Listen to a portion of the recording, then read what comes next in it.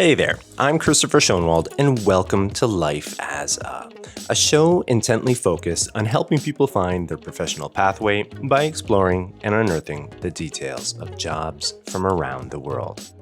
For listeners who have been tuning in regularly, you've probably noticed I've got this little spiel off the top where I'm asking people to go over to YouTube. I have a channel over there, Life as a ... And basically, it's just highlights from the main audio versions, from the podcast versions of these talks that I have with these great guests. And the reason I'm plugging it so hard is that I think this content really does matter. And I want to get it in front of people. I want to get it in front of youth, people that are still undecided, who just don't know what they want to do with their lives. And I think this platform, one YouTube, offers that opportunity to kind of get up close and personal with some of these guests in a different format. And if you're just not into audio, if you're not into podcasting as a whole, that's fine, that's okay. Well, you can still digest the content in a different way. I would encourage you, if you do know somebody who's looking for that career, looking for some ideas, direct them over to Life as a ... over on YouTube. If they're into videos, they might just find what they're looking for over there. And while you are there, hey, I would always appreciate a like or subscribe. It's the best way to let that algorithm know that the content matters, that it should be put in front of others. Well, I do thank you for letting me ask this of you, but I think it's about time we get into today's episode. What do you do when you're diagnosed in your youth with a rare disorder that doctors know will probably land you in a wheelchair by adulthood? Well, I got the answer for you. Naturally, you reject this. You become a teen rugby captain. You go on to compete for your country in triathlons, and you build a professional expertise, reputation, and a couple of businesses in the fields of sports science and human optimization. Well, that's kind of the backstory of this exceptional guest I've got lined up for you today. His name is Luke Taylor, and you're going to learn all about his story and a bunch more. We're going to get up close and personal with Luke about entrepreneurship, what it's like running businesses within this realm of human optimization and sports science. What are some of the challenges, some of the opportunities? We even get this really insightful look at what it's like running a business with your life partner. And even we have some discussion on the topic of technology and what role that's playing in terms of it influencing our ability to improve our health. Beyond all that, Luke shares this mind-blowing story which connects up to the mission that he's on right now, the mission of his life and the mission of his business. So all up, this is a really, really fascinating talk you're not going to want to miss. But I think it's about time we just jump right into it. So let me more formally introduce him to you and we can get started. Luke Taylor has spent the last 13 years honing and delivering the innovative tailored 4-pillar model through his long-standing commercial business, Tailored Health and Performance. Luke's passion for creating a practical path to vibrant well-being stemmed from being diagnosed with Ehlers-Danlos at 4 years old and told he would be wheelchair-bound as an adult. Now, in response, he created a comprehensive model of wellness that bridges the gap between the latest scientific discoveries and the commercial application of advanced holistic health practices to serve the health and human optimization market. And Luke has worked with many international high performers, including athletes from the New Zealand All Blacks and multi-adventure sport, as well as C-suite executives at multinational companies. And he is known within the industry for sustainably extending the edges of human potential. Luke is passionate about preventative health and empowering everybody to achieve their highest level of cognitive and physical performance, and here's the key part, without sacrificing health span. Now, Luke is currently in the process of completing his award-winning master's research on nootropics and is deeply curious about precision therapies. And with all of this noted, here is my conversation with Luke Taylor. Yeah, so welcome to the program. How are you doing today, Luke? Yeah, I'm doing great. Yeah, looking forward to this talk. Just to let listeners know, I was fortunate enough to speak not too long ago with your business partner and life partner, Rachel Kelly. So I think we have some interesting dynamics to explore within it all. So why don't we? And I do have this first segment lined up. It's something called Coloring Wikipedia. And as my listeners know, it's a segment where I just read off a definition related to what the guest does. And I went with the term wellness. And I'm going to tell you here, it's really, really basic. I intentionally went with a really basic definition based off of your experiences, your businesses that you run. I'm thinking that you might have some thoughts on this and maybe be able to fill in the blanks for us. So let me just read that off for you and you can comment. Does that sound okay? Absolutely. Okay, so here we go. Wellness. Wellness is a state beyond absence of illness, but rather aims to optimize well-being. That's it. What do you got? Yeah, wellness is it's such a catch-all kind of term, right? And we hear it a lot in my space. And it's a term that has just been overused. I think the misunderstanding around its actual intent, and I think by giving that definition, I think it's quite good because too often people think wellness is pretty much beating their bodies up for the most part. Like it's either being on a really strict diet or being on or training really hard, where they're up at early hours in the morning training really hard and then maybe 2 trainings a day. Like oftentimes people mistake what they see, top athletes do or high performing people because they see the highlight reel on Instagram or any social media, and they think, okay, that's what wellness is. But nobody sees the creep in between. There's health creep and there's illness creep. So you're either going on one way or the other. We're all aging, and you're either aging slow or you're aging faster. So I think the key thing that people need to remember is change takes time, and you're picking your trajectory. So pick a trajectory you can sustain. We talk about real health is slow health. Too often people just focus on, that highlight reel and just go hard for maybe a month. They might be able to sustain it for about a month, maybe 2, and by 6 months they've fallen off the wagon and generally gone on the opposite end of the spectrum because it was too hard. So I'm just going to have that donut. I'm just not going to go out and train. It's just the simple things that are missed. Yeah, no, I really like that. And that part of the reason I was drawn to this definition, of course, is your background being sports science and optimization, human optimization for that matter. And in terms of your companies, Tailored Technologies, Tailored Health and Performance, this might be an opportune time to learn about them, to hear a little bit more for listeners to gain a better perspective on what you do. I mean, I certainly introduced you off the top, but maybe you could add to that. Yeah, so I started Tailored Health and Performance, I think it was 12, 13 years ago now. And that's a holistic health hub where we go across mindset, lifestyle, nutrition, and movement. We have a team of specialists that wrap around the individual. But where I spend most of my time today is obviously helping support that, but also predominantly in the retreat space and the one-on-one, like executive and high performance space.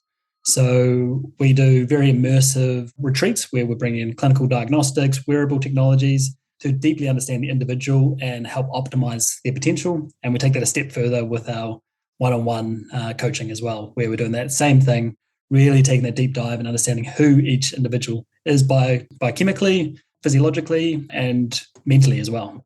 So it all comes into this pool. In terms of, I guess, getting to know the types of roles and responsibilities that you hold, maybe we could kind of skip on over to this other segment, A Day in the Life. And it's nearly an impossible question for an entrepreneur. I always kind of like preface this question each time with that. But all the same, I'm still going to ask it. I mean, what takes up most of your time on a day-to-day or even week-to-week basis in running both of these companies? Yeah, so I guess the big part is walking the walk. So making sure that I'm living a healthful life. So really focusing on doing the right things throughout my day. So my day is scattered with a whole bunch of health practices to help support my optimization so I can do my best work. And I really focus on, unlike most entrepreneurs where they focus on quantity over quality, I focus on the quality over quantity. So really structuring my day in an intentional way to ensure that I get the most out of the time that I spend so I can apply the rest of that time to making sure my life is optimal in all areas, not just work. A day in my life, it's setting up for the really rigid morning routine, which is pretty consistent. That starts with getting in an ice bath, for example. That is my non-negotiable every single day. I jump in the ice bath, and following that up, I do some strength exercises, balance work, and that kind of alternates throughout the week to what that is. It could be a cardio day, depending if it's strength or cardio. Following up with some stretching, meditation. I have to really think about this because it's such a long morning routine. It's all automated, right? It's not something I have to think. It is just part of my life. And then, I generally get into the day after about 90 minutes of being awake, after I've done the ice bath, workouts and all that. And then I'm really rigid with my deep work block. So for me, it's from once we drop the kids off to school, it's 9 a.m. to about 12 p.m. is a really solid block for me where I will be extremely rigid between that 9 and 11. And that 12, depending on if I'm getting into a good space of flow, I still have that heavily blocked out. And that's every single day, unless, I'm doing something like this. But for me, it's very rigid between that 9 and 11 and sometimes to that 12, 1 o'clock-ish time. I do not book anything that I don't want to prioritize as my time to get into a deep flow state. So I have a whole bunch of practices which help me entrain that flow state, if you've heard of that term of a flow state. Yeah. So then that's kind of the basis of my morning. And then in the afternoon, I will generally go. Another thing I struggle with that not many people know about is I have had a series of head injuries, traumatic brain injuries. My first one was about 3.5 years ago now, maybe 4. And I just had another one just under a year ago. Oh, wow. So my afternoons are generally a little bit lighter, and that's part of the reason why I have to structure my day in the way I do. So my afternoons, I'll generally start with a meditation, a nap, and then I will go into more shallow work where it's responding to emails, calendar bookings, and things like that. So it's really trying to be intentional about the way in which I structure my day. Then obviously the kids come home, and then try to have family time. And yeah, I suppose that's my day. Yeah. Well, there's a key word that I'd like to center in on that was intentional that you just mentioned. And it sounds like to me like the way you structure it is it's very thoughtful, it's very deliberate, and in knowing yourself and understanding what you need, to function and what your business needs as well, and just optimizing. There's one other thing too I'd like to draw reference to that you started out by explaining how, you need to walk the walk in terms of like what you're preaching to your clients, you're actually living. Is that sometimes a challenge for you? Yeah, there's definitely a challenging element to it. But to be honest, I thrive off challenges. Yeah. And that's what really lights me up. And I think from my background of being a high-performing athlete, something that's ingrained into me from a young age, I've always been kind of an athlete. So for me, structure is important. And I think oftentimes people think success comes from these little moments where it's a series of moments. There's all these little things that stack upon each other, these little 1%ers. So I want to be really intentional around how I structure my day in that regard, because I know that those little things are going to stack up and make a profound change to not only my life, but my family's life and my client's life. Yeah. The reason I brought that up as well is the fact that, like, I think it humanizes it as well, because I think we're certainly not robots. I mean, there's days where it's a little bit easier than others, I'd imagine. And even for somebody like yourself, who's as structured as it sounds like you are, I'm sure there's times where, as you'd mentioned, like a call like this is interrupting your day perhaps, but there's certain things that happen. And like you just mentioned, still like these little moments and how we sort of navigate them and pull them all together is what sort of leads us to success. So I think it's a nice thing to draw reference to, at least in my mind it is. And I'm sure it's helpful for listeners who maybe are, similarly minded to you, but might get hung up if they can't fulfill all of their structured sort of outlines of what I have to do. I got to do this. And if they get knocked off course just a little bit, it wrecks their day when it really doesn't have to, like life happens. Things are going to come along that, we have to navigate it in certain ways, right? I think that's an important thing to point upon is oftentimes, again, it's like the highlight reel where they see the way in which I live my life and they think, oh yeah, that's not a human approach, right? I can't do that because they're doing all these things. But what they don't see is the years upon years that I've stacked habit upon habit upon habit.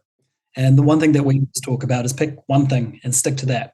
Have that one negotiable first thing in the morning, because that's when motivation is at its highest. So for me, my one non-negotiable is the ice bath.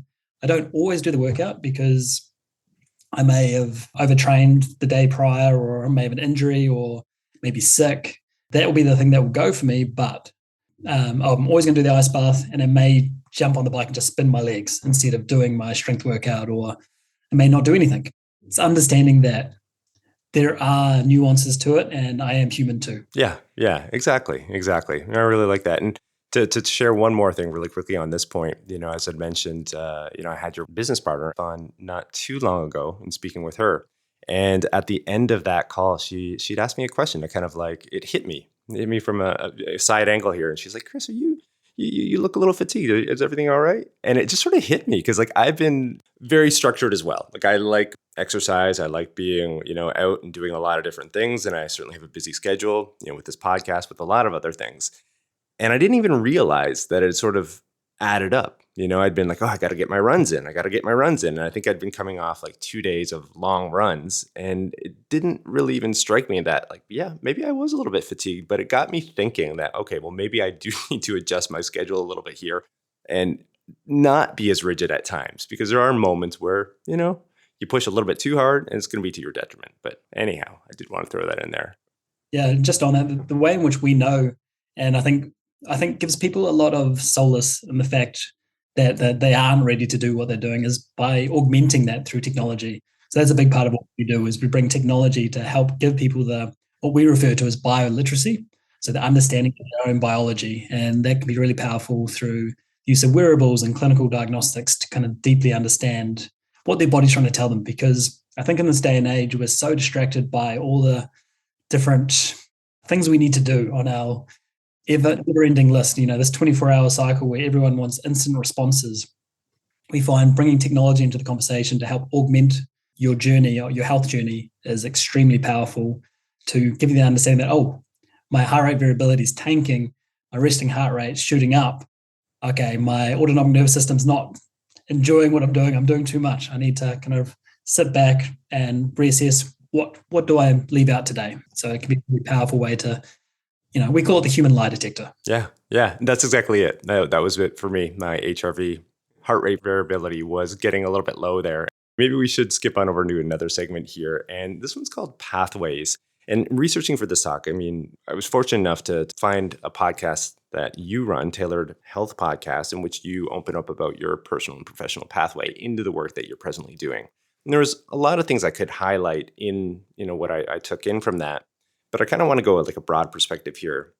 You have a lot of life experiences, your career, your personal pursuits, health, wellness, and science, and how all of these things intersect. Maybe you kind of like briefly bring these things together to show how you ended up within the space that you're in right now and with the mission that you have right now. Yeah, so long story short, I've been looking for answers for myself and my health journey. I think you'll find with most health practitioners, we're generally been on our own journey, trying to find our own answers. Because too often times I find with the medical system, kind of fall through the cracks if you're a complicated case.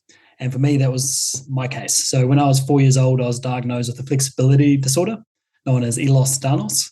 So what that essentially means is I'm ligamentously mobile, so I can get into weird positions, which makes me extremely injury prone and a lot of kind of tissue-based kind of ligamentous issues. So I chose, like a classic Kiwi that I am, rugby as my sport from 4 to 21. Not the best sport. Yeah, as you do. That's a curious choice. Yeah, exactly. It's a choice that, it's like, I question now why I did it, but I think it's just that classic thing as a Kiwi, you just want to be an All Black. Yeah, as a child, yeah. Growing up where you grew up as well, that was the sport, right? So absolutely. So I played rugby to quite a high level and pretty much had every injury under the sun. I was in and out of specialist offices and really got a taste for what the rehab side of things brought to it. And it's something that I grew a great passion for because I rehabbed so many injuries myself over the years.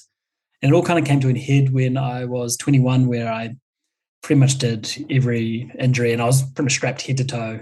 I sprained both ankles so many times I created bone spurs. I did overuse knee injuries. I did my left SIJS lower back, separated shoulders multiple times, dislocated elbow, and broke both wrists. And that was just in one rugby season. And I was captain. So, I strapped myself head to toe, played the 80 minutes. And, at the end of that season, couldn't walk really without pain, let alone run. And running for me at that point was a mental health thing. Like that's how I, kept myself healthy. And I didn't really have the holistic practices that I have today. And it's kind of what sent me on the journey of better understanding. At this time, I was a rehab specialist in the space of movement. So I was helping people through movement, rehabbing them. I just done my bachelor's at that point, or just finishing it off at least. And Yeah, I was doing everything I should be doing. Like everything that as a movement specialist would provide or a rehab specialist would provide, I was doing it and not getting any success. And it wasn't until I kind of, went to specialist after specialist and they kept saying, you're just going to have to pick up a sport like swimming. This is just your new reality. And I was never going to accept that. So I dove into the literature and identified I had a number of underlying issues that were holding me back. And yeah, it was in particular, it was my mindset wasn't right, my lifestyle wasn't right, nutrition wasn't right. I was doing everything in movement, and it was just a disaster, really. So, yeah, too much stress, poor gut health, eating the wrong things for my body. Long story short, it was a disaster of inflammation. So, did all those things, got myself back running again after about 3 years, and then proved it all by picking the hardest sport I could think of, which was Ironman. Wow. And then I pursued that for a few years, raced in that, and yeah, proved that it can be done. Completed Ironman and ended up getting quite competitive in that and representing New Zealand for that. Oh, wow. Okay. Yeah, that's quite an accomplishment. No, I mean, it's an accomplishment for anyone to even just entertain the notion of doing it and competing and completing probably an Ironman, but to get to the level where you're representing your country. Wow, that's a whole different, yeah. So it was one of those things like you talked about how it kind of applies to me is I always use myself as n equals one. So like when you're talking about science, you're always looking at, you know, against a whole bunch of numbers, but I want to test things first and foremost before I help others do it because I want to have the understanding of what it takes to achieve that thing, and I don't want to tell people to do things that I won't do myself. So I'm the test dummy, effectively. Yeah, yeah. This might be a nice point to dive into another segment here, Q&A Discovery. And on the heels of what you were just sharing there, I understand that you have this tailored for pillar model, which is a philosophically defining element of your business and probably what you learned along the way and what you were just explaining. Maybe you could dive into that for us a little bit and how that relates to human optimization. Yeah, absolutely. So yeah, I kind of like I said, alluded to it before. Too oftentimes, like I said at the start, is people will focus on that intense diet or overtraining to kind of lose weight or to get healthy, which is like what we refer to as short-term success. You will see some success, but it won't be sustainable. And in the most often cases, you'll end up putting on more or being less healthy because you overtrain and exhaust your body and mess your circadian rhythm up or whatever host of illness you start pushing yourself towards. What I created a while back now, when I was obviously in that journey of trying to get myself back running, was the 4 pillar health philosophy, which is mindset, lifestyle, nutrition, and movement in that order. And it's really important that we address it in that order. Don't focus on nutrition and movement like most people do. Take a step back and focus on mindset first, which is making sure that you're not sabotaging yourself in any way. You're really got a growth mindset. You're disciplined and actually doing the right things. And I'm not talking about motivation. I'm talking about more discipline than motivation because motivation dwindles. You got to have a really structured approach to what you're doing and then creating a lifestyle around that and how you act in your life. So this is where we talk about that intentional lifestyle. So making sure we're getting enough sleep, drinking enough water, doing the small things each and every day and not seeing it as a short-term rigid diet or something that you can sustain for the rest of your life. Like I said, picking that one thing to kind of apply in your life. Then once you got those two sorted, the nutrition and the movement just fall into place a lot easier. And it's easier to kind of plug those into that model and really start refining it and start seeing the real successes through those fine tunings of that nutrition and the movement. Yeah, I really like that. I mean, I think a lot of people, like you said, they jump right into just like the fitness side of it, and they set themselves up for failure by not addressing that mental side of like what is actually realistic from the get-go. What can I actually sustain? And that's the big misstep, really, I guess what you could call it. And again, it kind of returns to the point of just a holistic look at your health, including the mental aspect as being a major driver of the physical side of it all. So yeah, I like that. And it fits in with certainly a lot of what you do and your own experiences there. I've got this other question. I mean, off the top, I did mention that you work with like top tier athletes, New Zealand All Blacks, multi-adventure sport professional athletes, but you also work with C-suite executives. What I'd like to know is like, what is the difference there in working with such diverse individuals, professionals from completely different realms. Like, is the crossover that distinct, or is it kind of blended? What would you say to that? Absolutely blended, to be honest. Why I work with them is because they've got discipline, and they didn't get to the top level by faking it, because they've done the time. So they know what it takes to be successful. So I refer to them as all as high performers, regardless of it being an elite athlete or a top level executive. It all requires the same amount of work, just in a different kind of capacity. And yeah, so I treat them very similar. For the most part, same things apply. And the same things that give the elite athlete success gives executives success. And it's really getting those fundamentals sorted. I think oftentimes people think wellness or health is, I think they beautify it a lot. It's got to be the latest and greatest tech or the most recent science breakthrough. But it just comes back to the fundamentals at the end of the day, and really making sure those are strong. And once we've got the fundamentals sorted, then we can start having some fun. Because I do a lot of, biohacking and all that kind of fun tools. But I think too often people latch onto those because that's what is on social media. That's so cool, and it's going to give you so much results. But people forget, if they don't have a fundamental foundation, there's no point layering on tech above that. It's like a upside down pyramid. It's not going to give you sustainable success. No, that's a really good point. A really good point. And I think it also even relates to some of the wearable tech. Like, people get really keyed in on that at times. Like, oh, if I get this, it's going to tell me everything what I need to do. But the actual follow through on it, and actually following the programs, or leveraging the information that some of this wearable technology, provides, is the key. And the only way to do that, as you've mentioned several times at this point in the conversation, is having the foundation there, the foundation in place to allow this to really, grow and to work for you, really.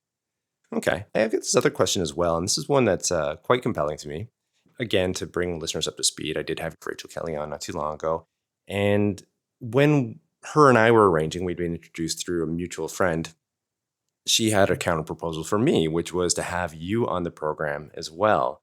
And in learning about your background, it was a no-brainer. Obviously, what you just shared already, is quite helpful for listeners, I think. But she shared something in our correspondence that I just want to read off for you, and I'd like to get your comments after, if that's all right. Sure. Okay. I think there is such power in respecting that great vision requires amazing support. A lot of young people feel they have to do it all themselves, which I think is a fallacy and feeds into burnout. Some of the most unwell and unhappy people I meet are either startup founders or CEOs. Again, I find this really compelling in terms of this look at entrepreneurship and what it represents. What would be your comments on this? Yeah, so I think partnership is such an important part, both in life and in work. And we're really lucky in the fact that we blend really well together, and we're very aligned in our values and what we're trying to achieve in this world. And that comes through communication. Too often times people let what we refer to as dust. The dust just builds. All these little things that people just don't talk about, and they just push down and like, I'm not going to address that because it's uncomfortable. We have the uncomfortable conversations up front before that dust builds up to a point where, one of us blows up or gets frustrated, that we just need space. So we just make sure that communication is clear between us, but also understanding how in which we both receive communication as well. I think a key thing that we do with a lot of our, in particular, this is probably more in the executive space, less of the athletes, because they're digesting a lot more information, much like what we have to do as business partners, is looking what your skill set is around absorbing information. So for me, you give me something to read and to interpret through reading, no chance. My read-write is extremely low. I really need, and my visual is extremely low as well. I need kinesthetic. I need audio. That's how I learn, where she's the complete opposite to me. I need to write down my thoughts to her, where she can digest it through read and write. So there's assessment you can do to assess where you sit, which is the VARK assessment. And we find this extremely powerful for us and our executive clients to understand not only how they learn, but how maybe their team learns, or whoever they're working with really learns. And also how you best teach as well, because it can be a really powerful tool. Like for me, I've got dyslexia.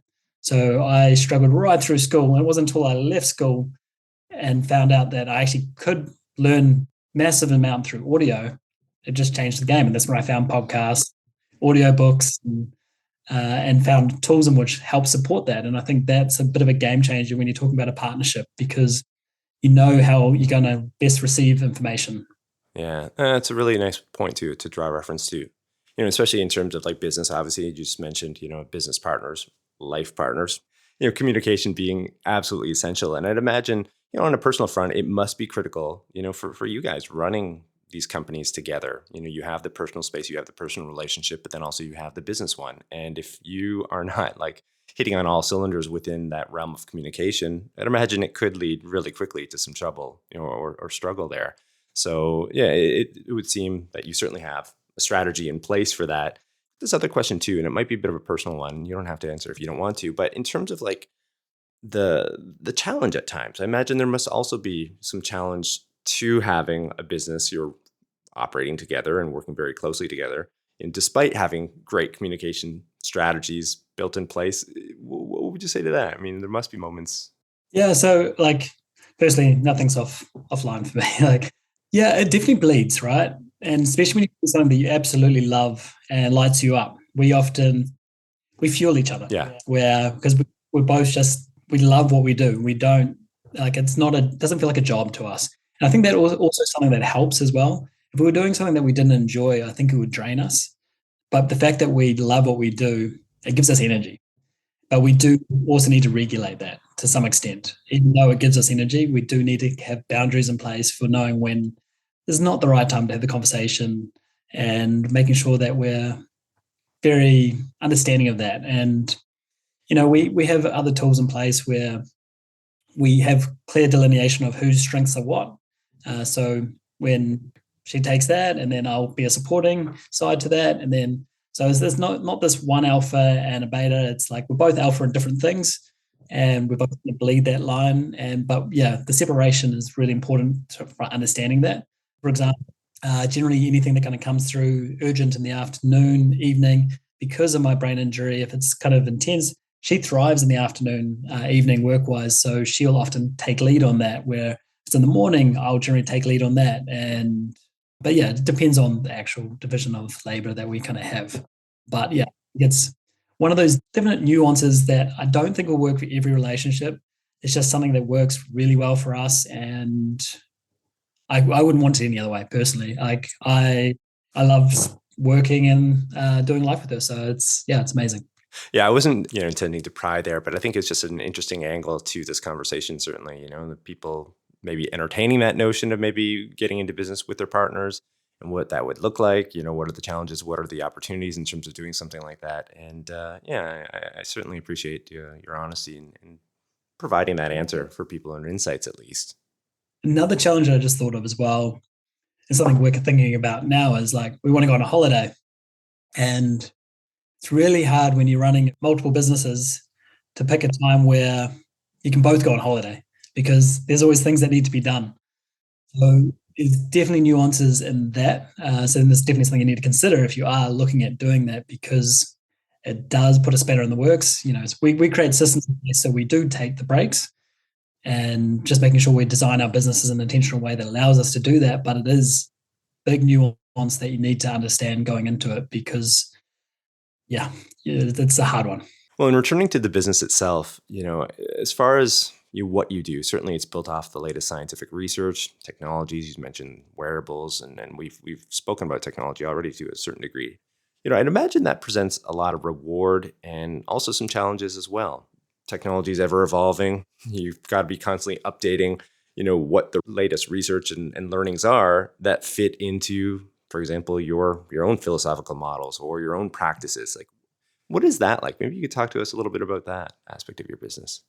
Yeah, it's one of those things that I thrive on. I'm like, learner is my top strength. So I just love to absorb information and just figure out how to bring that into my life and my clients' lives, and just to really enhance them and support them.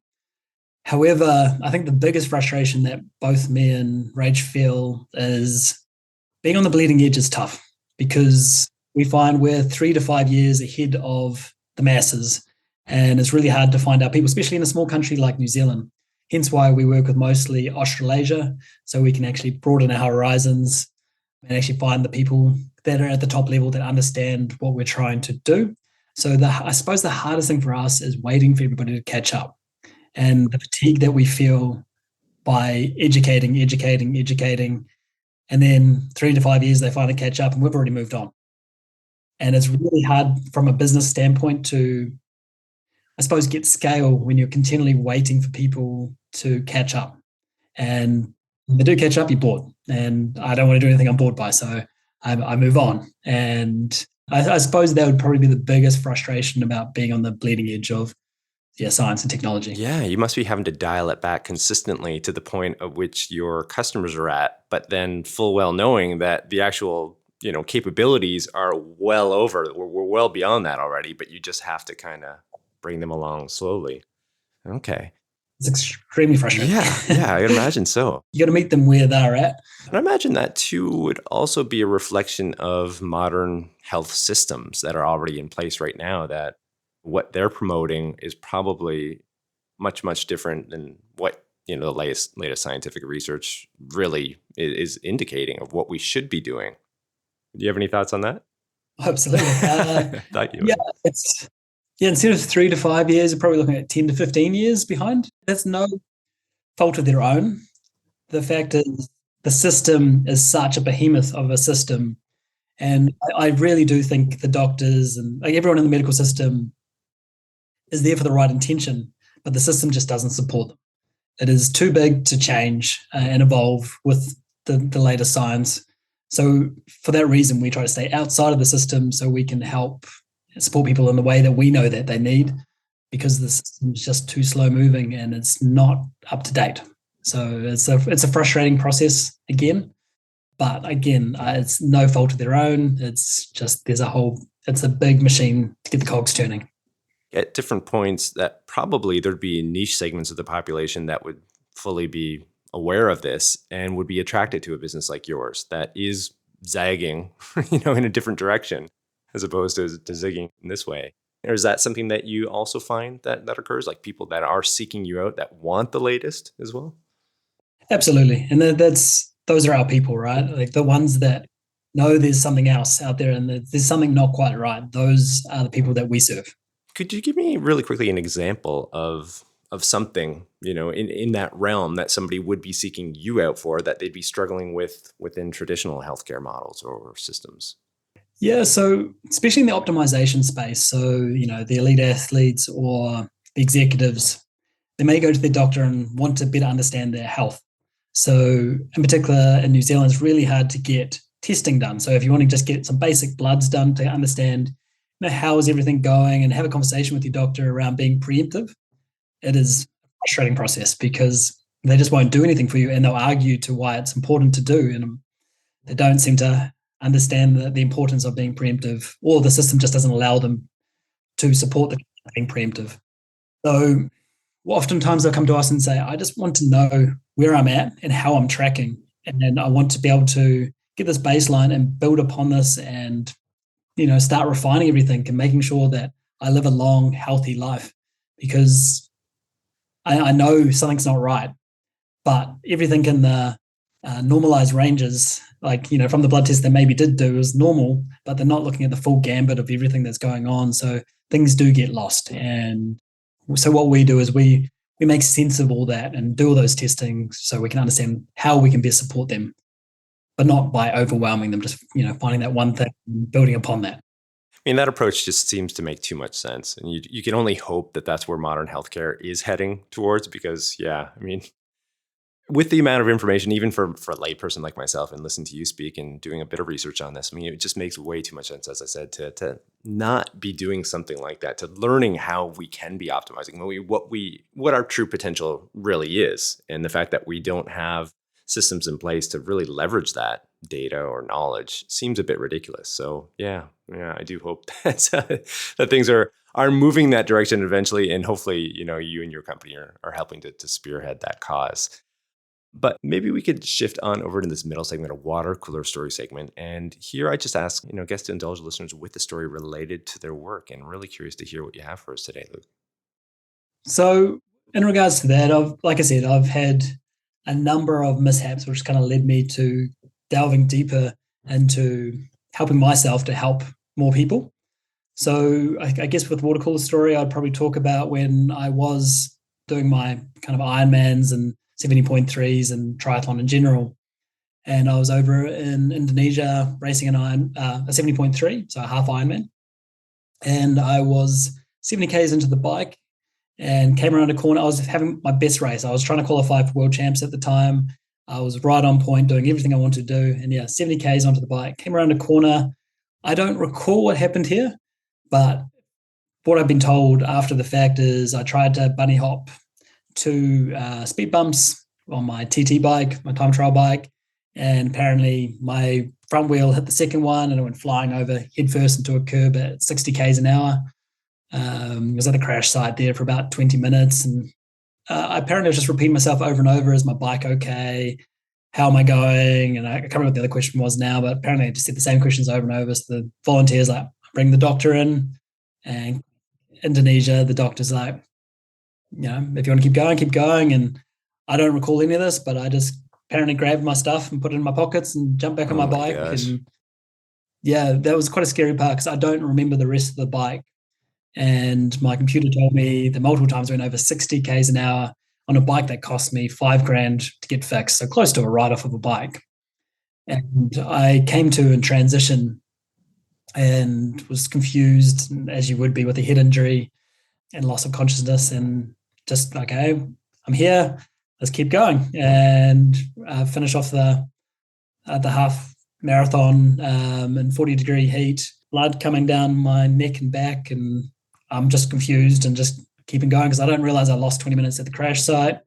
I was still wanting to race. I know I'm going slower than I was, but I don't know what I'm doing. So I'm just going through the motions and yeah, finished off the race and pretty much collapsed across the line. And that set off a whole process of understanding brain health and in particular how to recover a brain. But what I've since learned from that is recovering a brain is the same things as enhancing the brain for optimization. So what I've learned there has actually helped support me with supporting my executive and athletes. Okay. To help optimize their potential. Okay. In what ways? It's just better understanding the pathways and how to support brain health. Because again, it's those fundamental things. If we get those fundamental sort of things sorted in the brain, it's going to help enhance its potential. And understand that neurons that wire together, fire together. So really creating strong neural patterns and training those into place and understanding neural feedback. There's a whole host of technologies in which we can help support it, and just through general nutrition side of things. And I was quite thankful. I was actually doing my master's in lion's mane, which is Hericium erinaceus, which is a mushroom. And that is very neurogenic and neuroprotective. And so, yeah, literally as I had my crash, I was doing my master's in that. So thankfully, I had a tool with me already to support me. And yeah, very thankful for that. And I suppose it led me more and less of the optimization, but more the healing side. But then I realized that all. So you have truly lived like all of it, in terms of like rehabbing yourself physically, mentally, and it must be a true treat for a lot of your clients to be able to tap into that knowledge base. And again, knowing that it's coming from somebody who's absolutely lived it to the fullest and knows what it's like, knows the experience and how to pull oneself out of some of these challenging circumstances and points within their lives, and there must be crossover there at different points for people in getting to know your story. Yeah, I think people definitely appreciate the empathy that I can provide and just really understanding the situations with which they're dealing with. But we all have our own struggles and some are more visible than others. And yeah, I'm just thankful to be able to hopefully be a guiding light for my clients. Well, thanks for sharing that story there. We do have one last segment here, Luke, a crystal ball segment. As the name implies, we're looking to the future, trends, predictions, so on and so forth. And as often the case, in the segment, AI is what typically comes up quite a bit. And I'd be curious to hear about how you foresee AI affecting your company in terms of your mission, maybe your company's capabilities and potential outcomes. What would you say to that? Yeah, like AI is a big part of what we do and what we're creating with understanding and interpreting all the biodata to really help enhance people's health span, I guess. So, yeah, I think the key thing that we find with AI and something that's probably not being done too well as it stands right now is everything is open source. So really using closed source, like really focusing on privacy in particular So with the AI in which we are creating, we're really focusing on being able to give the clients their own data and the control of their own data. It's all anonymized. They hold the key. They can pull the key at any time, and really understanding that too often we're just giving our data out. But when it comes to health data, it is so critical. We need to hold on to that and look after that. So really giving the clients the control of that is really important to us because I think there's a bit too much wide sharing. And I think we've started to see the implications of that over the last few years. In terms of, I guess, some of the capabilities AI offers to your clients, any specific examples of what you could share with us there? Yeah, so for what we do right now is we digest a lot of biodata and clinical diagnostics, wearables, multiple sources and multiple threads. And it's quite complicated. And there's only a few of us that can really, really digest all that kind of information. So it's hard to reach scale in that regard. So what AI is going to provide us is provide us scale to be able to digest more information from various threads and really help encapsulate it into an easily interpretable form for our clients to help them support their lives, and also more frequently as well, because obviously AI doesn't turn off, where we need sleep. And so a beautiful thing where we can really get an engine working for us, guided by us, of course, but making sure that it's doing the right things and giving the right information and supporting the clients in the best way possible. Would it be something along the lines of, like, in terms of taking on all this data from the wearable technology itself, from some of the blood samples perhaps, and all those other tests that you're running on these individuals, creating, for example, training plans for individuals or sleeping schedules? Or is that what it's kind of amounting to? Like these really tailored sort of approaches to each individual? That wasn't a play on words there. Got to use what you have. Yeah, of course. So yeah, like for us, it's really, it's even more individualized. It's pulling in everything from understanding your schedule. For example, you may have, a low heart rate variability and a high resting heart rate, as we talked about earlier, and blood oxygen maybe tanking. So there's all these metrics pointing out that your energy is tanking. And the AI looks into your calendar and sees you've got a whole bunch of heavy, strategic, cognitive load meetings, which is just going to be really challenging for you. So it's providing strategies to either help support that or to unload that to ensure that you're optimized. So it's really looking at the whole person and their whole life, not just these are the health practices, irrespective of your life. So it's really looking at the calendar and everything to bring it in and make sense of it all. Yeah, absolutely love it. I mean, this is exactly where we should be right now. And, we were just speaking about that a few minutes earlier, where healthcare needs to be going right now, not 10, 15 years down the road. And I can imagine too, like you'd mentioned already, it being frustrating to understand what the capabilities are. Like, we can do this right now, yet the system isn't exactly in place to allow for that or to facilitate that in an easier, straightforward manner, it would seem. So yeah, I can share your frustration even on a really simplistic basis of this conversation and learning what I've learned and, and whatnot. So yeah. I think the other key thing is, it's hard when they have such scale and so much money coming in.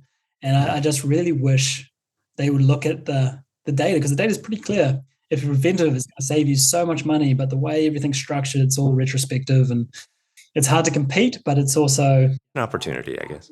There's a massive opportunity out there that just really needs to be helping people be the best people they can be. Well, that might be a nice point to draw things to a close here. But Luke, I must say I've really enjoyed this conversation from start to finish. I can't believe we've blown through it this quickly. Thanks so much for your time today. Absolutely, my pleasure.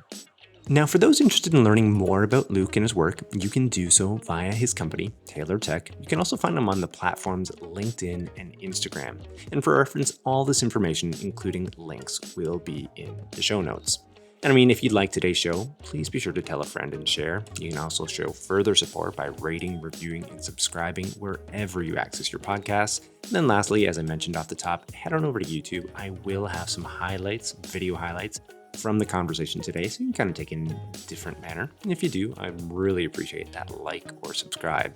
And don't forget to join us on the next episode of Life as A, where we'll continue to explore and unearth the details of professions and the people behind them.